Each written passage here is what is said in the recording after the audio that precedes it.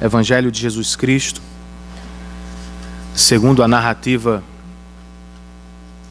do evangelista Lucas. E hoje nós retomamos o nosso estudo no capítulo de número 22, onde paramos.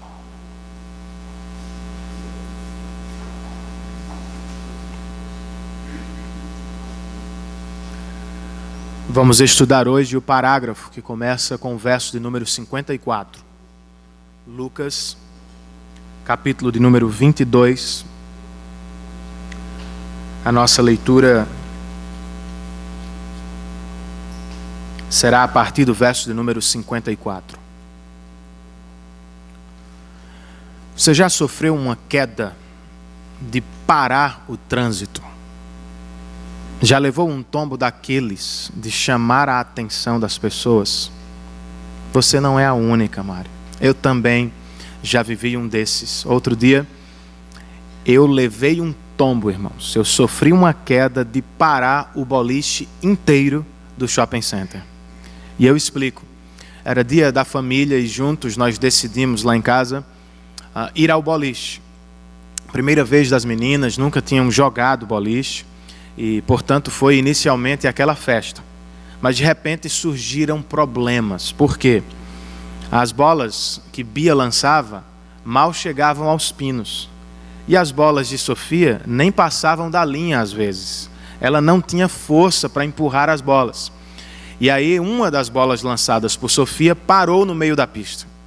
E eu tive a brilhante ideia de pegá-la nos braços e levá-la até a bola. O que eu queria, irmãos, era apenas alcançar a bola e empurrá-la até os pinos, para ver se ela se alegrava. O que eu consegui foi uma queda terrível, porque eu não me dei conta inicialmente que a pista era tão escorregadia. Então, quando eu me aproximei da bola e fiz o movimento para chutar a bola ou empurrar a bola com os pés, os meus pés subiram e minha cabeça bateu na pista. Pum! Irmãos, pense num barulho. O silêncio foi terrível. Foi pior do que a queda. Porque você fica se perguntando o que é que as pessoas estão pensando agora de você. Quando eu me levantei, irmãos, a pista cheia, todo mundo me olhando daquela maneira desconcertante. Ninguém quer rir, mas todo mundo quer rir. Terrível, irmãos. E para piorar, Walter Filho, na época eu ensinava na Cidade Viva. Então, adolescentes, meus alunos, por volta, pense numa vergonha. Você já viveu uma queda assim? Já sofreu um tombo de parar a rua, chamando a atenção das pessoas? Nós estamos diante de uma queda, irmãos, que é capaz, que deve parar qualquer cristão para refletir e pensar. Lucas nos oferece aqui a grande queda espiritual de Pedro. Com que propósito? Alertar os cristãos. Nós estamos sempre cercados por muito perigo espiritual e possivelmente cairemos diante de algumas tentações. O comentarista e pastor Kent Hughes escreve: nós podemos aprender com Pedro em vários momentos de sua vida, mas nada pode se comparar à noite de sua queda. Ela é possivelmente, o maior ensinamento em torno da vida deste apóstolo. Quero ler com vocês então os versos, ou a partir do verso de número 54, do capítulo de número 22 do Evangelho segundo Lucas. O texto sagrado diz assim: então, prendendo-o, levaram-no para a casa do sumo sacerdote. Prendendo Jesus, o levaram à casa do sumo sacerdote. Pedro os seguia à distância, mas quando acenderam um fogo no meio do pátio e se sentaram ao redor dele, Pedro sentou-se com eles. E uma criada o viu ali, sentado à luz do fogo. Olhou fixamente para ele e disse: este homem estava com ele. Mas ele negou: mulher, não o conheço. Pouco depois, um homem o viu e disse: você também é um deles. Homem, não sou, respondeu Pedro. Cerca de 1 hora mais tarde, outro afirmou: certamente este homem estava com ele, pois é galileu.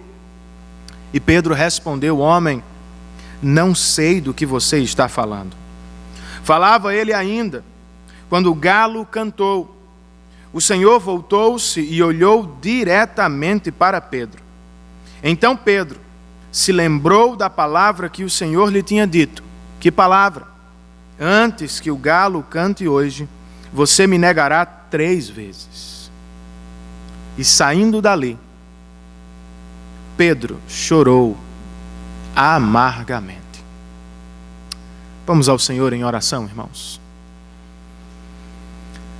Ó Deus, Pai de misericórdia, te damos graças por Jesus Cristo e por seu sacrifício na cruz do Calvário. É por causa dele que nos aproximamos de ti nesta manhã, com confiança e ousadia no coração, certos de que o Senhor nos recebeu e jamais nos lançará fora. Senhor, estamos diante de um texto riquíssimo, que serve de grande alerta para o nosso coração. Por vezes, nos achamos cercados por tentações, perigos espirituais. Por vezes, cedemos, caímos. Guarda-nos, ó Senhor, de pecar contra ti. E usa este texto para falar aos nossos corações, para falar aos que estão diante da possibilidade da queda espiritual, para alcançar aqueles que já caíram em tentação. Ó Senhor, o salmista ora no Salmo de número 119, bem-aventurado aqueles que andam nos caminhos do Senhor. Felizes são aqueles que obedecem aos teus estatutos. Nos dá esta dádiva, Senhor, de andar nos teus caminhos, de conhecer os teus caminhos e de responder apropriadamente à tua palavra. Assiste-nos em nome de Cristo e para a glória de Cristo. Amém e amém.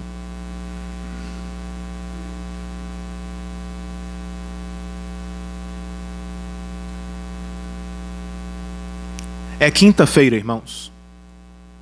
Não qualquer quinta-feira. Trata-se da quinta-feira que antecede a sexta-feira da paixão. Mais cedo, Jesus celebrou a última Páscoa com seus discípulos e transformou-a na primeira ceia da igreja cristã. Horas antes do nosso episódio, Jesus foi ao Monte das Oliveiras e orou ao Senhor, pois se encontrava angustiado diante do sofrimento. O mestre acabou de ser preso e foi levado à casa do líder da religião judaica em Jerusalém. O que vai acontecer nos próximos parágrafos? Jesus será julgado, primeiramente pelos religiosos, depois pelos políticos de Jerusalém. É o que estudaremos nas próximas semanas. Antes, porém, de olhar para os detalhes dos julgamentos de Cristo, que começam na escuridão da madrugada, Lucas nos oferece este texto, a queda do apóstolo de Jesus Cristo, Pedro. Os dois estão dentro dos mesmos limites. Pedro e Jesus estão dentro da casa do sumo sacerdote. Só que Jesus está do lado de dentro da casa, sendo julgado pelos líderes religiosos. Do lado de fora, no pátio, Pedro está esperando o resultado, ao redor de uma fogueira. De um lado, Jesus está sofrendo por causa de Pedro. Do lado de fora, Pedro está negando Jesus por causa do medo. Com o texto, Lucas quer que vejamos a nossa situação. O texto não está aqui apenas para nos fazer ter vergonha de Pedro. O texto está aqui para alertar o nosso coração antes de julgar Pedro. Parem e pensem. Por vezes estamos na mesma situação. Por vezes estamos cercados pelos mesmos perigos e mesmas tentações.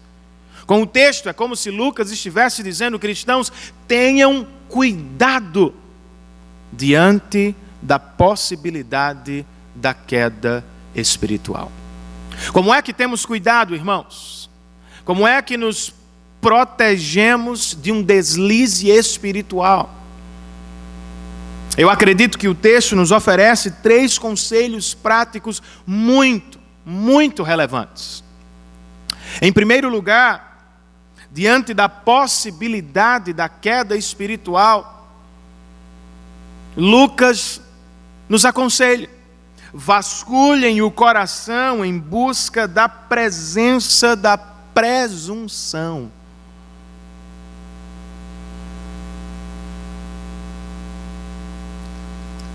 Por que Pedro caiu, irmãos?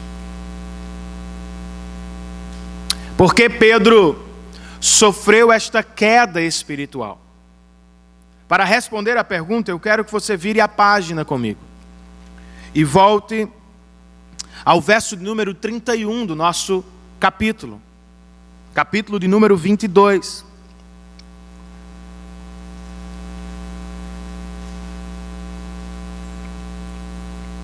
Lucas registra as palavras de Jesus aos discípulos, e em algum momento, especialmente a Pedro. Jesus diz: Simão, Simão, Satanás pediu vocês para peneirá-los como trigo. Mas eu orei por você, Pedro, para que a sua fé não desfaleça. E quando você se converter, fortaleça os seus irmãos. Qual foi a resposta de Pedro, irmãos?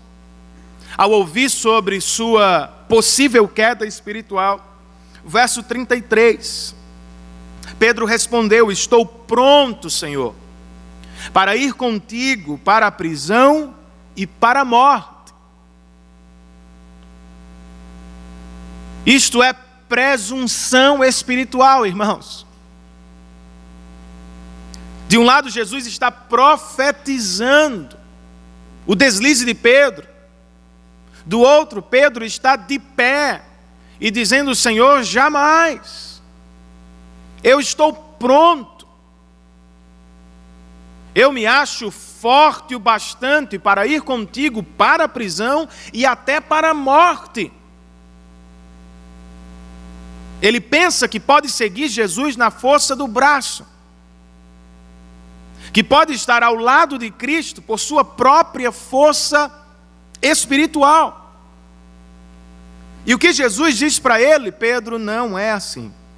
Verso 34. Eu lhe digo, Pedro, que antes que o galo cante hoje 3 vezes, você me negará. Pedro sofreu a queda, irmãos, porque não lidou com a presunção do seu coração. Por que Pedro caiu? Versos 39 e 40, do mesmo capítulo, Lucas registra, como de costume, Jesus foi para o Monte das Oliveiras, e os seus discípulos o seguiram. Chegando ao lugar, Jesus lhes disse: orem, para que vocês não caiam em tentação. Os discípulos ouviram, Pedro obedeceu. Versos 45 e 46. Quando Jesus se levantou da oração e voltou aos discípulos, encontrou-os dormindo, dominados pela tristeza. Por que estão dormindo? Perguntou-lhes Jesus. Levantem-se e orem, para que vocês não caiam em tentação. Pedro caiu porque se viu orgulhoso ou pronto. Pedro caiu porque negligenciou a oração. Jesus ainda estava falando com os discípulos quando Lucas nos diz que uma multidão conduzida por Judas surgiu na escuridão para prendê-lo. Os guardas do templo de Jerusalém estavam ali para levá-lo. E o que é que Pedro faz, irmãos? Verso 50. E um deles, João nos diz que foi Pedro, feriu o servo do sumo sacerdote, decepando-lhe a orelha direita. O que é isso aqui, irmãos? Pastor e comentarista Kent Hughes diz: isto é Pedro lutando sozinho contra o mundo inteiro. Ele se acha capaz de defender Jesus. Por que Pedro caiu, irmãos?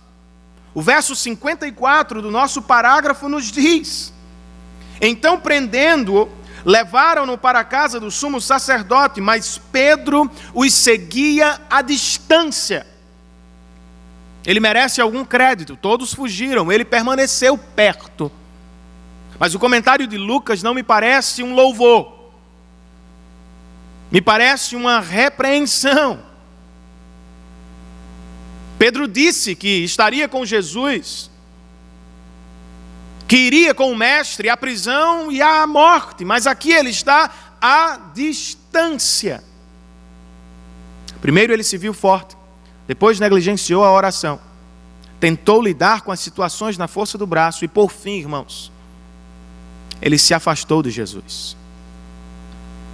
O pastor John MacArthur, comentando o texto, resume a queda de Pedro com as seguintes palavras: Pedro falou demais, orou de menos, agiu muito rápido e se afastou sorrateiramente. Foi por isso que o apóstolo Pedro caiu. E se o apóstolo Pedro caiu, irmãos, o que não pode acontecer com você? Se o apóstolo Pedro sofreu uma queda espiritual, o que não pode acontecer com Renan? Você se acha mais forte do que ele? Você se acha melhor do que ele? O mesmo Pedro, anos depois, escreveu em sua primeira carta: esta é a nossa realidade. O nosso inimigo, o diabo, anda ao nosso redor, rugindo como um leão, procurando a quem possa devorar. A pergunta é: como nos protegemos dele? Como nos protegemos da queda espiritual? A partir do texto, irmãos, eu posso oferecer duas aplicações práticas até aqui. Em primeiro lugar, como nos diz a divisão principal, vasculhem seu coração. Vasculhe seu coração em busca da presença da presunção. E ao encontrá-la, não apenas a contemple, mate-a com o evangelho de Jesus Cristo. Pedro se achou forte demais. Por isso negligenciou a oração, por isso tentou resolver a situação. Pedro imaginou que poderia seguir a Cristo sozinho. Por vezes, irmãos, é assim que queremos levar nossa vida cristã, nossa vida espiritual. Nos percebemos fortes, imbatíveis, imaginamos que jamais cederemos a esta ou aquela tentação, mas a verdade, irmãos, é que estamos sempre a um passo da queda espiritual. O bispo inglês do século XIX, J.C. Ryle, escreve o seguinte: o mais nobre e ilustre dos crentes é apenas uma criatura frágil, mesmo em seus melhores momentos. Quer saiba, quer não, ele carrega em seu íntimo uma capacidade quase irrestrita para o mal.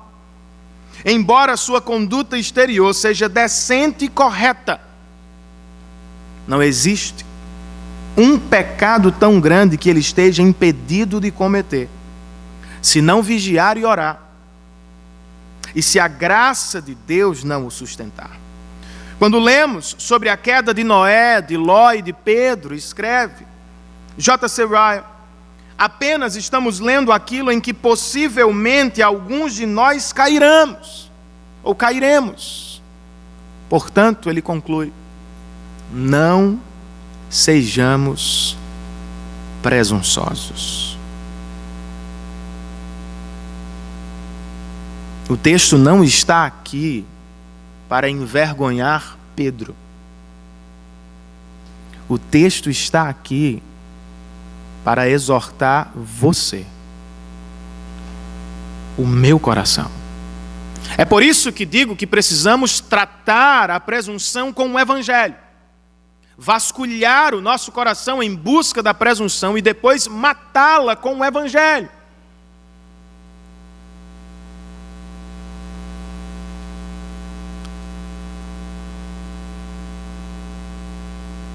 O Evangelho nos diz, irmãos, que nós somos tão pecadores,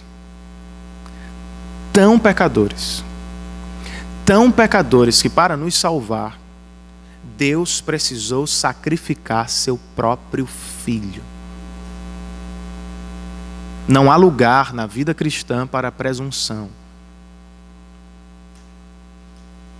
Você não se salva, você não conquista, eu também não. Nós somos pecadores. Salvos somente pela graça de Deus, pela fé no que Cristo fez por nós na cruz do Calvário. Mas este mesmo Evangelho que nos lembra semanalmente a nossa condição de pecadores, também nos assegura que o Jesus que nos salvou em primeiro lugar, será capaz de nos guardar até o último dia. Louvado seja o nome dele por isso.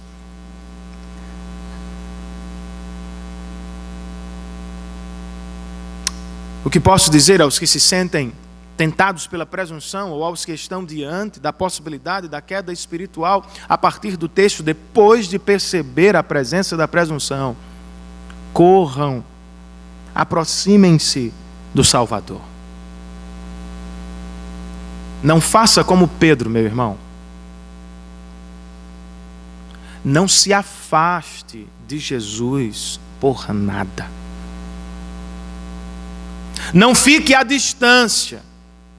Não o siga de casa. Por distância eu estou pensando no nosso compromisso com Ele e com o seu povo. Eu me refiro à indiferença e à frieza espiritual que por vezes tomam o nosso coração. Se manter distante de Cristo é esperar uma queda espiritual. E como é que praticamente nos aproximamos dele, fazendo o que Pedro não fez? Ouvindo a sua voz e buscando a presença do Pai através da oração. A oração pode ser uma medida particular, privada, mas ouvir a palavra de Deus é sempre uma medida pública e coletiva. Porque Jesus disse aos discípulos que eles devem orar quando os levou ao Monte das Oliveiras? Orem para que vocês não caiam em tentação. Eu e vocês precisamos orar regularmente, irmãos, revelando a nossa carência, dependência do socorro de Deus. Se Ele não nos ajudar, certamente nós cairemos. Mas não podemos apenas orar num ambiente privado, precisamos ouvir a palavra, ler a palavra, regularmente, com os nossos irmãos, com a nossa igreja, domingo após domingo. A maior bênção do culto cristão é a palavra. Uma das maiores razões para a existência da igreja é a palavra. Semana após semana, a reunião dos santos, o culto ao Senhor, nos dá este privilégio, irmãos. Ouvir a voz de Deus. Passamos a semana ouvindo as vozes do homem, as vozes da televisão, as vozes da cultura, a voz do nosso coração, que por vezes se afasta do Senhor, mas quando nos reunimos, a palavra é aberta e exposta, Deus fala conosco. É Ele quem alimenta a nossa alma, quem consola o nosso coração, quem edifica a nossa igreja, quem nos protege das quedas espirituais. Primeiro conselho do nosso texto, a partir do exemplo negativo de Pedro: vasculhem o coração em busca da presença da presunção. Qual é o segundo conselho do nosso texto, irmãos? Diante da possibilidade da queda espiritual, preparem-se antecipadamente para o teste da negação. Eu perguntei inicialmente por que Pedro caiu. Agora eu vou perguntar como Pedro caiu. Eu posso dizer, em primeiro lugar, que a queda de Pedro foi tímida. Os versos 55 e 56 nos informam: mas, quando acenderam um fogo no meio do pátio e se sentaram ao redor dele, Pedro sentou-se com eles. E uma criada o viu sentado ali à luz do fogo, olhou fixamente para ele e perguntou, e disse: este homem estava com ele. Mas ele negou, dizendo: mulher, não o conheço. O julgamento de Jesus começou por trás das paredes. Os interessados não foram dormir, ficaram do lado de fora, no pátio. A noite era fria, fizeram uma fogueira, se sentaram ao redor dela e conversaram sobre coisas típicas, acontecimentos de Jerusalém, a Páscoa, a multidão que chega de todas as partes, a prisão de Jesus, o que é que vai acontecer com ele. Enquanto conversavam, irmãos,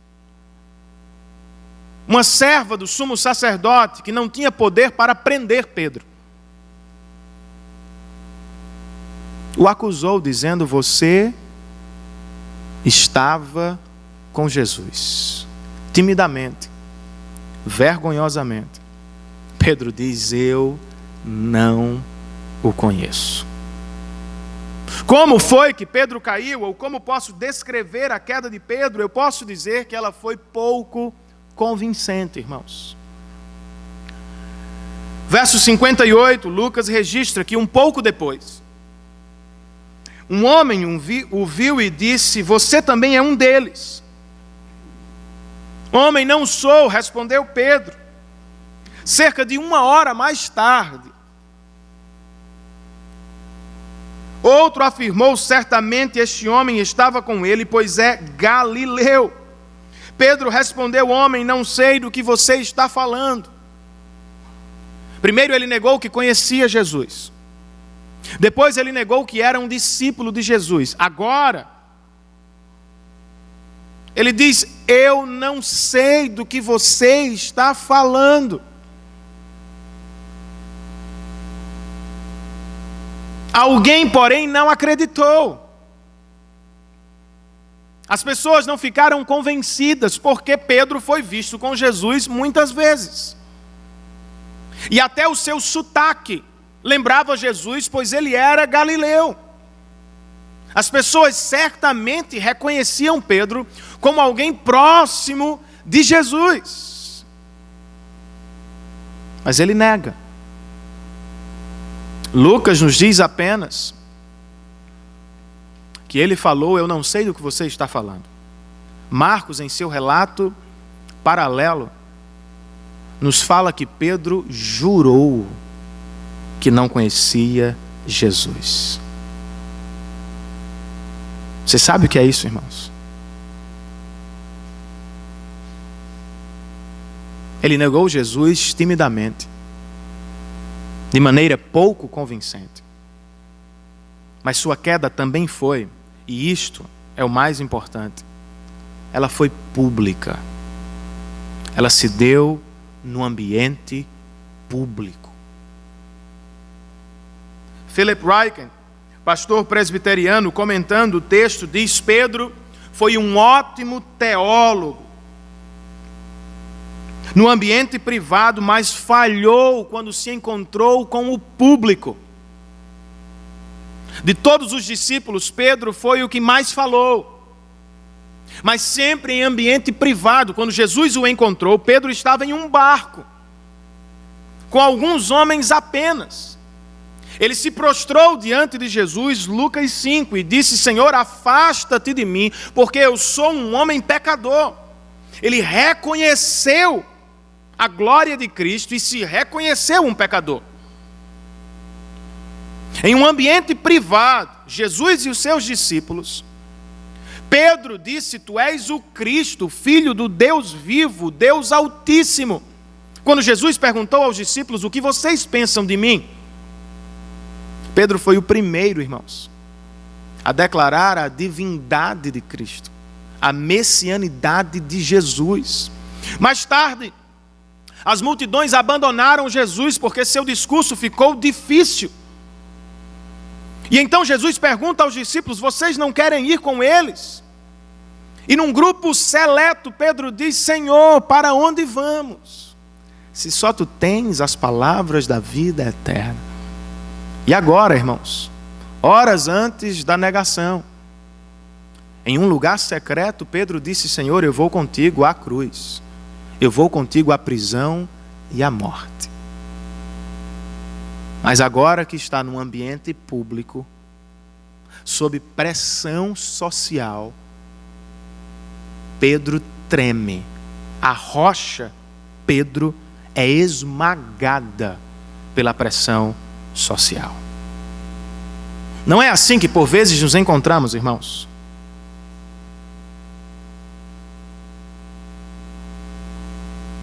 Não é assim que por vezes você se acha no trabalho, cercado por pressão social, cultural? Será que nós estamos prontos para o teste da negação, irmãos? Outra vez, o texto não está aqui apenas para falar de Pedro. O texto está aqui para falar de mim, de você.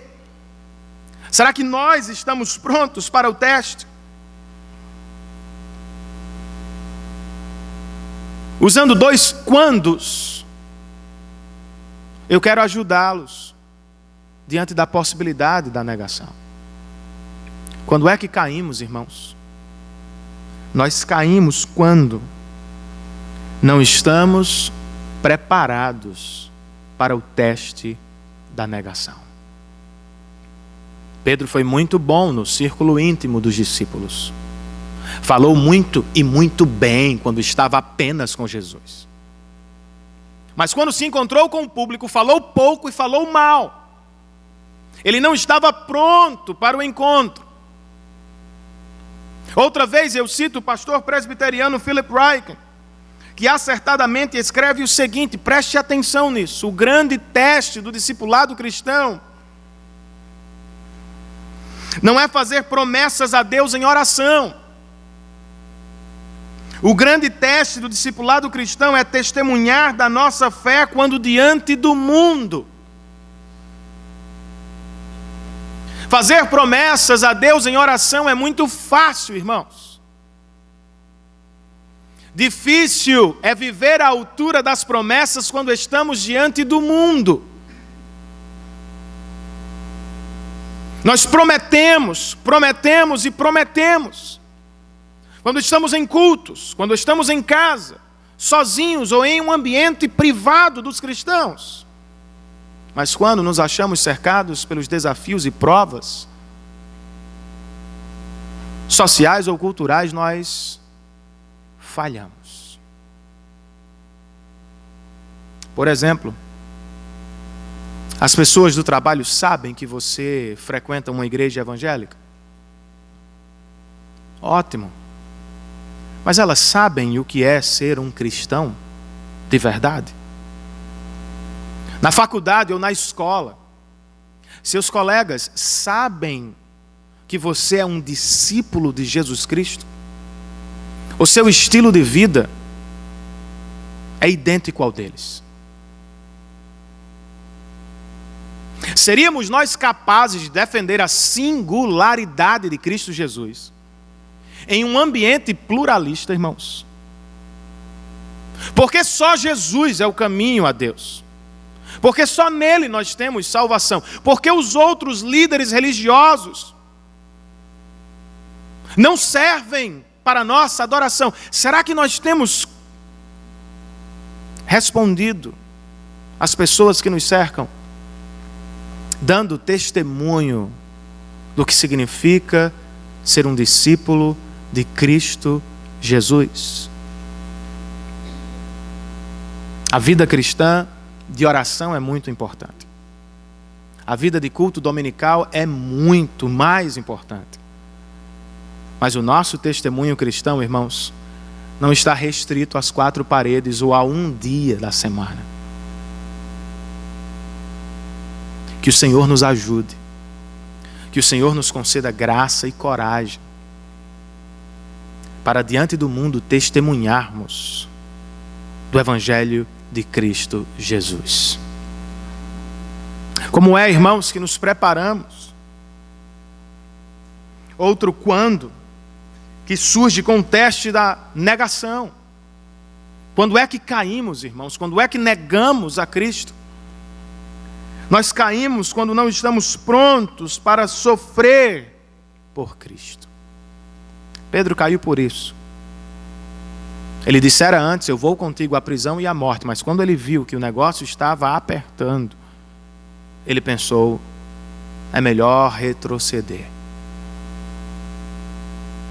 Você pensa que sofrimento só acontece com os cristãos da Coreia do Norte, da Síria, do Egito, no interior da Colômbia? O apóstolo Paulo, escrevendo a Timóteo, disse: qualquer cristão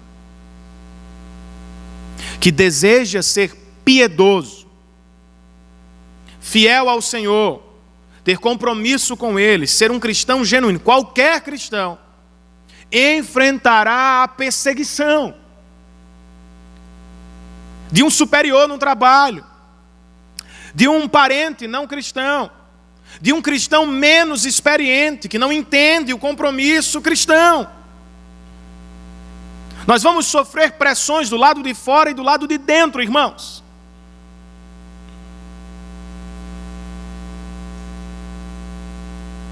Outro dia eu conversava com uma senhora, jovem senhora, que realiza em João Pessoa um grande evento, numericamente falando. E ela, depois de ouvir uma pregação no seminário, me procurou e disse: pastor, o senhor falou muito bem da comunhão dos santos, mas eu sei que você não concorda com aquele evento. E eu disse: minha irmã, de fato eu não concordo. Porque a comunhão dos santos está estabelecida pelo Evangelho, não é depois do Evangelho. E ainda bem que estamos num ambiente acadêmico, aqui nós podemos discordar, biblicamente conversar. Você tem alguma coisa para dizer sobre o evento biblicamente? E ela ficou tentando se pronunciar como se o Evangelho fosse o mesmo, pregado na igreja e pregado no evento. Eu disse: minha irmã, não é a mesma coisa. E vocês acham que isso me faz bem? Imediatamente não, porque eu sei que ela ficará triste comigo. Mas então eu me lembro de Martinho Lutero, que foi preso e diante dos seus algozes disse: eu não posso ir contra a minha consciência, nem contra o que está expressamente revelado na palavra de Deus. Irmãos, a situação está de um jeito que até cristãos perseguem cristãos. porque não conseguem ouvir a frase: só o Evangelho é suficiente. Outro dia um seminarista da nossa igreja foi pregar em uma igreja. E o pastor perguntou antes: meu amigo, o que é que você vai pregar? E ele disse: eu vou pregar o Evangelho de Cristo. E o pastor, experiente, disse: só o Evangelho? Você não tem alguma coisa a mais, não? Alguma revelação, alguma bênção, alguma experiência? O seminarista ficou...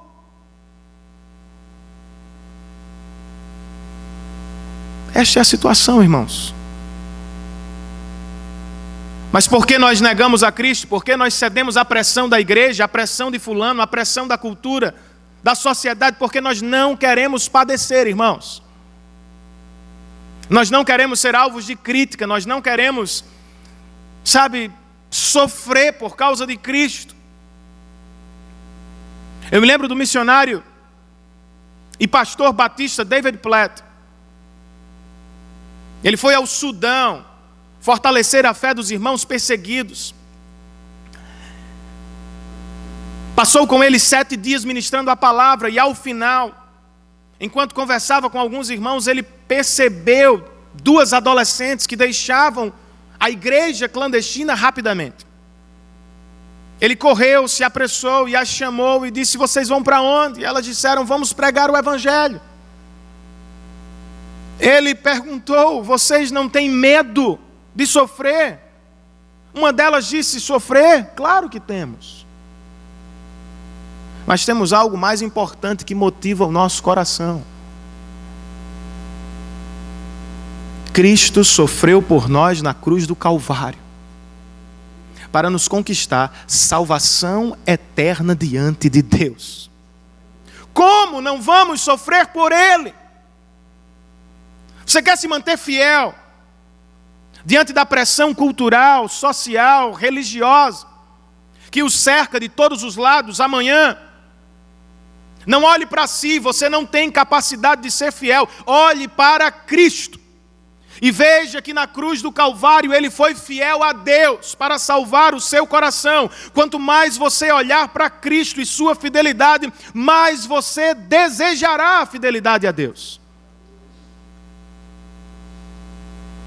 Que o Senhor nos ajude, irmãos, a passar no teste da negação, mesmo quando isso nos custar dinheiro, status e segurança.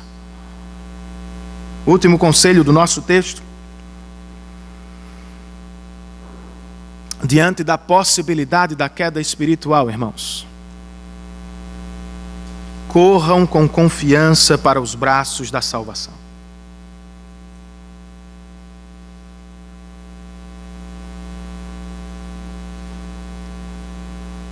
Pedro caiu por presunção. Sua queda foi tímida, pouco convincente e pública. Mas será que ele ficará prostrado?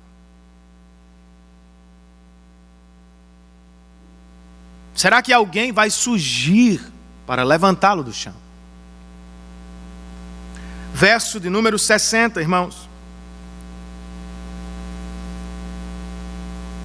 Pedro respondeu: homem, não sei do que você está falando. Falava ele ainda, quando o galo cantou. Pedro disse: eu não sei do que você está falando. O galo sabia.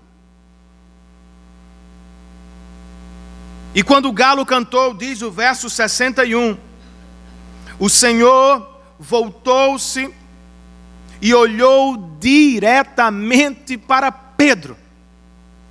Esse é um dos versos mais preciosos da Bíblia.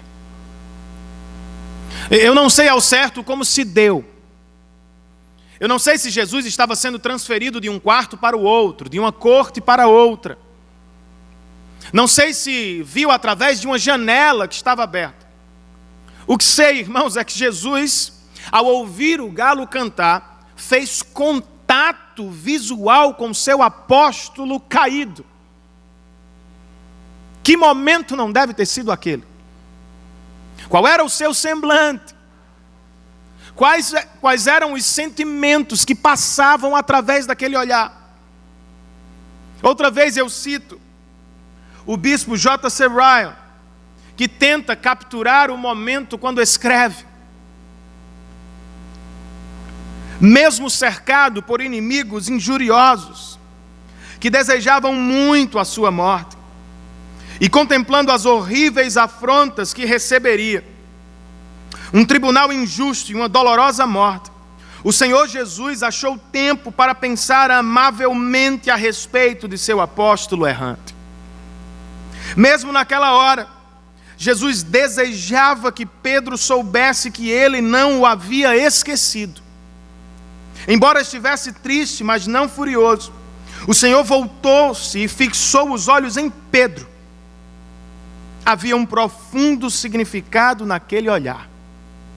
Foi um sermão que Pedro jamais esqueceu. Darrell Bock, especialista em Lucas, comenta: Pedro pode ter sucumbido diante da pressão mundana que o cercava. Jesus, no entanto, permanece de pé, mesmo diante do seu pior momento. Pedro rapidamente mudou de opinião sobre Jesus. Jesus, mesmo vendo seu discípulo caído, jamais mudou de opinião sobre Pedro. Pedro pode dizer que não conhece Jesus. Jesus jamais deixará de conhecer e amar seu filho querido. E se você duvida do olhar amoroso de Jesus, veja quais foram os resultados daquele encontro. O verso 61 nos diz que o Senhor voltou-se e olhou diretamente para Pedro. Então, resposta de Pedro.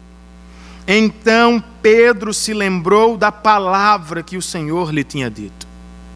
Não podemos olhar para esse texto sem voltar para a profecia. Antes que o galo cante hoje, você me negará 3 vezes. Quando foi encontrado pelo olhar de Jesus, Pedro se lembrou da palavra. Jesus disse que eu cairia. Mas não foi isso, ou não foi só isso que Jesus disse. Jesus disse: Pedro, você vai cair, mas fique tranquilo, eu vou orar por você. Sua fé não vai desfalecer.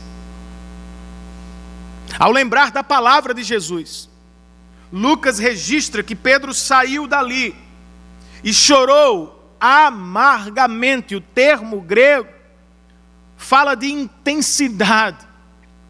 Pedro chorou copiosamente, profundamente triste, porque pecou contra o Senhor. Ele busca a Deus em arrependimento. E o seu arrependimento foi genuíno, irmãos. Sabe como eu sei? Pedro mudou. Nunca mais negou Jesus. Quando o Espírito Santo desceu sobre a igreja em Atos 2, Pedro foi o primeiro a se colocar de pé e com ousadia pregou o Evangelho. Quando preso, diante dos mesmos religiosos que julgaram Jesus, Pedro disse: vocês podem me matar, porque eu não tenho como parar de falar do que vi e ouvi do Senhor Jesus. Conta a tradição da igreja que Pedro morreu como seu Senhor, crucificado. Na verdade, há uma ligeira diferença. Antes de ser preso à cruz, ele pediu que eu morra de cabeça para baixo, porque não sou digno de ter a morte do meu Salvador. Como é que eu sei que Pedro se arrependeu? Não é apenas pelo choro, é também pelo choro, mas é principalmente pela transformação de vida.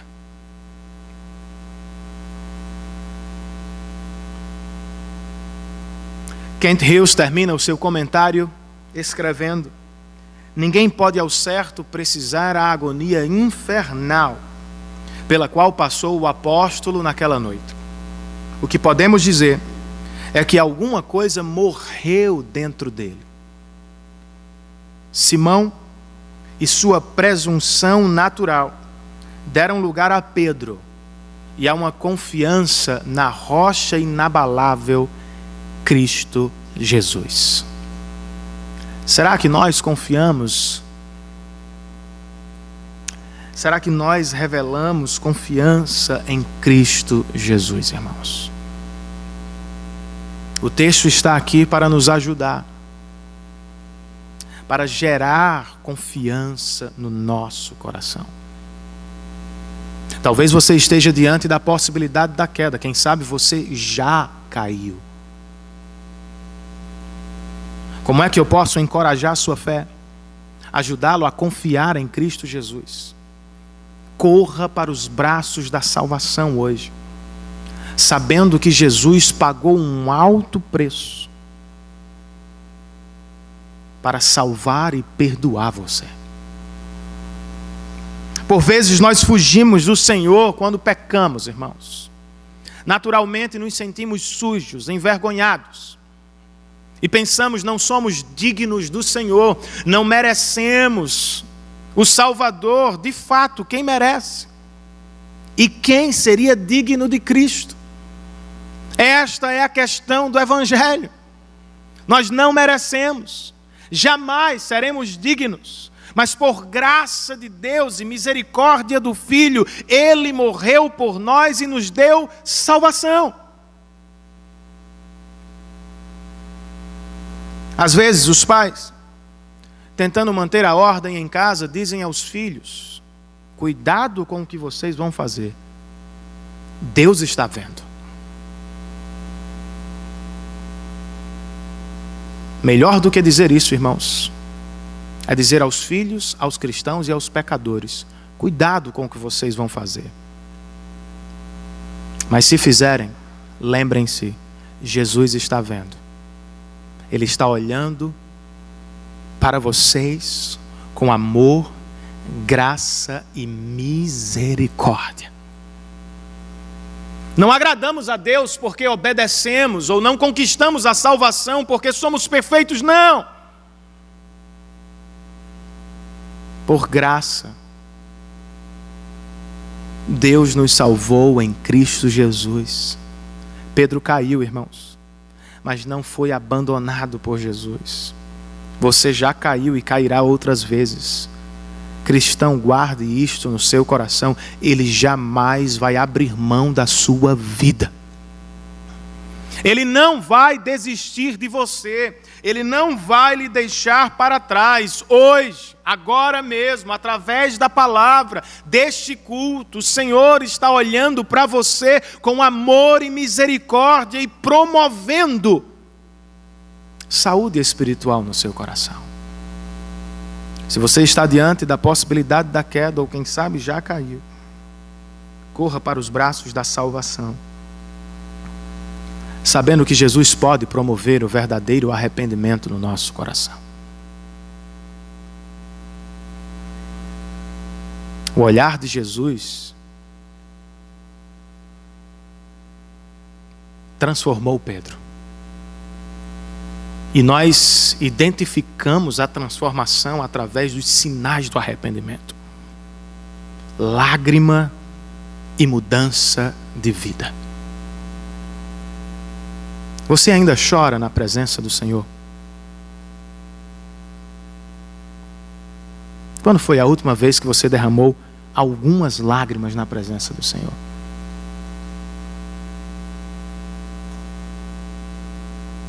Se os seus pecados não conseguem promover lágrimas no seu coração, clame a Deus por misericórdia. Como é que não choramos, irmãos, diante do Senhor da glória, Rei do universo, que poderia ter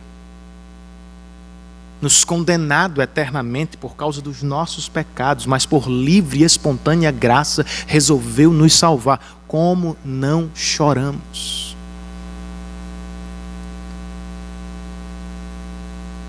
O teólogo puritano Thomas Brooks escreve que o arrependimento é o vômito da alma, enjoada com seu próprio pecado diante de Deus. Quando foi A última vez que você chorou, não por causa das consequências do pecado.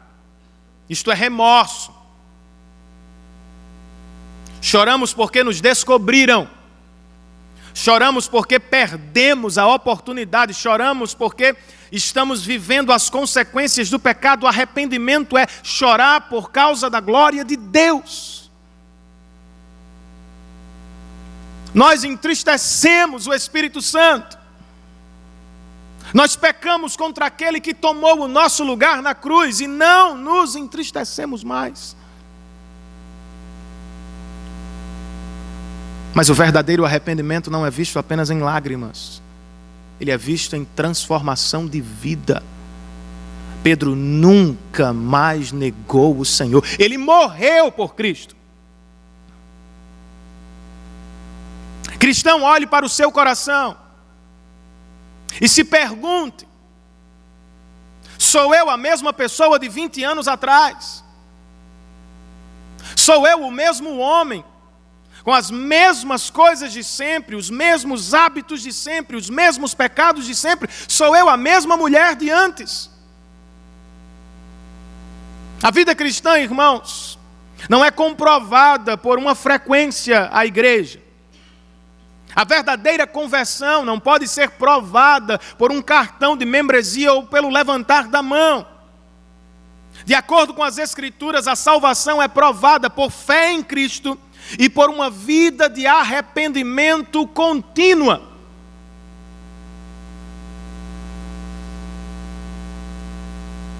Uma das máximas da reforma protestante era: a igreja reformada está sempre se reformando.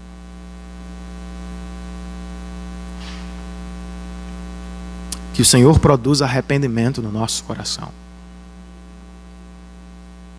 Se você está diante da queda, ou da possibilidade da queda, lembre-se também, a partir deste texto, que Jesus é capaz de nos restaurar para a glória do seu nome.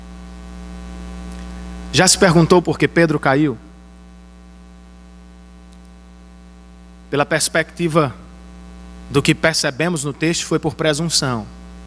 Mas por que Deus lhe permitiu a queda? Porque Deus queria humilhá-lo, irmãos. Acabar com a presunção e prepará-lo para o ministério da reconciliação. Um pecador pregando a outros pecadores. Sabe por que Deus não nos guarda de todas as tentações? Sabe por que vez por outra você escorrega? Para se lembrar, você não é melhor do que seu ninguém. Para preparar o seu coração para ajudar os outros. Este texto, diz Darrell Bock, está aqui para nos ajudar com o ministério da restauração.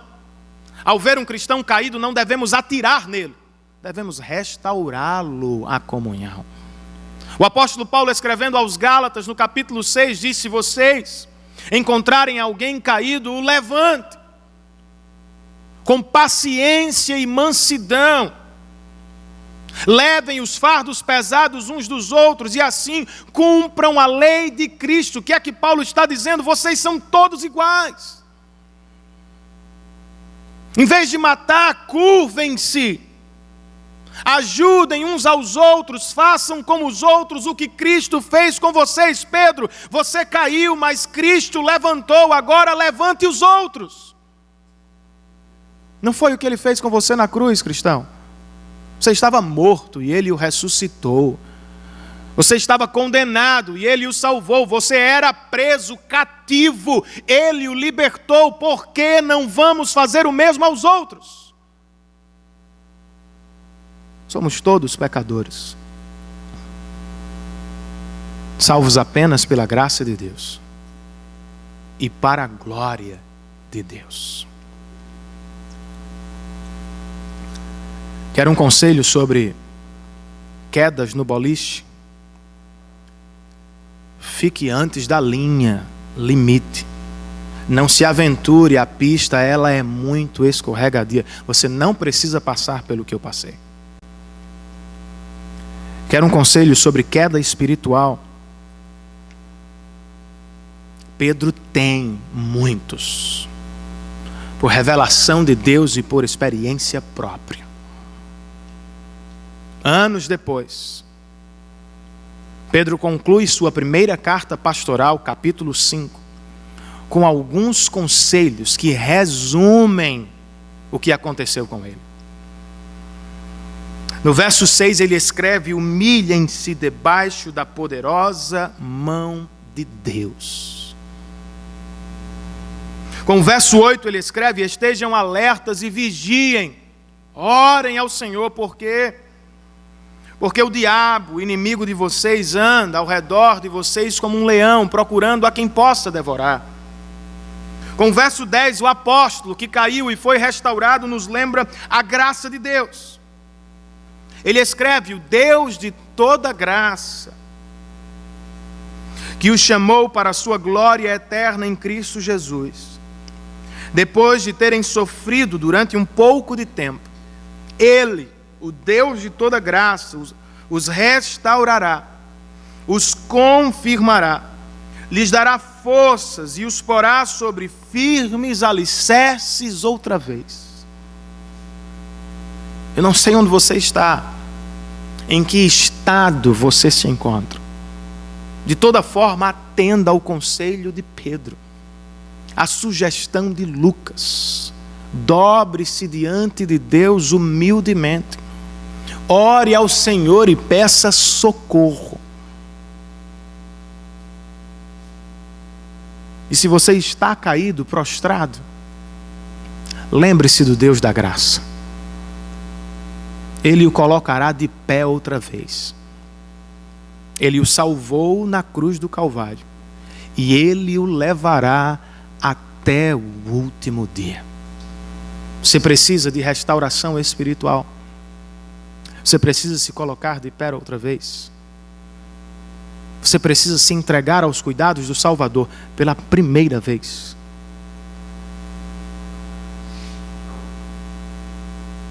Vamos orar ao Senhor, queridos.